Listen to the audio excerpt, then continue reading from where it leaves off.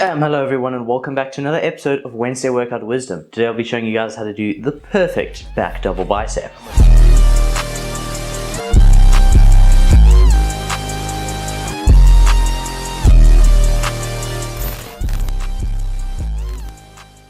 So step number one is to find good lighting. Okay, so the back double bicep pose, especially for me, and a lot of other people say it too, so I'm just going to presume it's the norm, is that the back double bicep is one of the hardest poses to hold for a long time.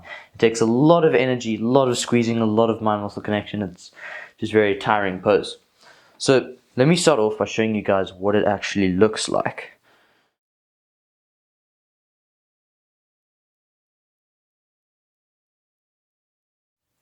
Okay, so the first thing, most people have the problem with having their biceps like that. You see how that doesn't show the peak?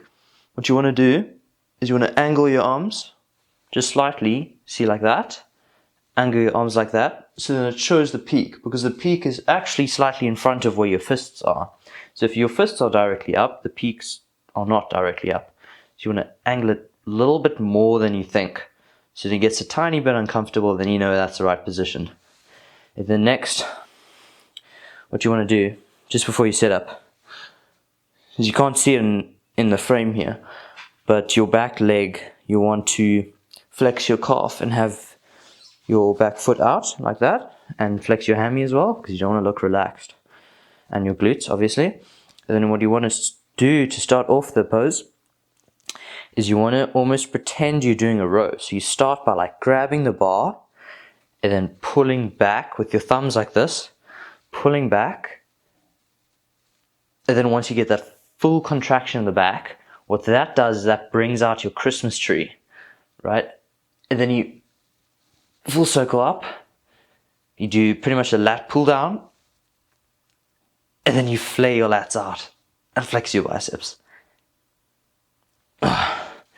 So another key thing is that most people do this, right? What you want to do is you want to pull your shoulder blades in. You want the bottom of your shoulder blades to feel like, well, actually not feel like, to actually be in front of your actual shoulders. So you want your shoulders to be over your shoulder blades. So then that gets the maximum contraction on your back, because when you get that angle, you get the squeeze of everything. And at the same time, you want to squeeze your lats as hard as you can.